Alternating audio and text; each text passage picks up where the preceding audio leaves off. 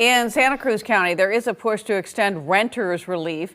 The county has reported 23 evictions in January and February, which is fewer than what was reported during the same period in 2020 and 2021. The state implemented the Housing is Key program to try and protect tenants who were struggling during the pandemic, offering help with past due rent and utilities going back as far as April 1st of 2020. Well, now the clock is ticking on that statewide program. It expires at the end of this month. Action News 8 reporter Phil Gomez is live in Santa Cruz tonight with more on where rental assistance stands right now. Aaron, supervisors will provide $500,000 in assistance to renters, but will it prevent them from being evicted? No, it doesn't prevent anyone from being evicted, and that actually hasn't been the case in California since October of 2021. That's not reassuring to the 2,000 renters in Santa Cruz County who are struggling to make rent. Liliana Zamora is the program manager for La Manzana Community Resources. She's been receiving frantic calls daily from frustrated clients. They have months worth of rent that are unpaid, and they're getting frustrated, and they need the money. They need those funds to cover that rent.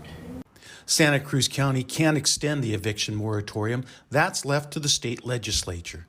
Organizations like Community Bridges is working with clients to make sure they're following up on their applications for rental assistance. We're seeing anywhere between $700, $800 to $20,000, and a lot of these families have been waiting, been very patient with the state on waiting for the funds to be dispersed, but it's been a very slow process, and as the deadline is approaching. John Paul Aceves is a tenant who got behind in paying his rent. He applied through the state's Housing is Key program and is now caught up. He says having an understanding landlord is key. Because it's going to take a couple months. So let's say you're already late 1 month, you're going to end up going 3 months deep now because it's going to take time. The California Department of Housing and Community Development Deputy Director says all eligible applications received on or before March 31st can and will be paid by the state.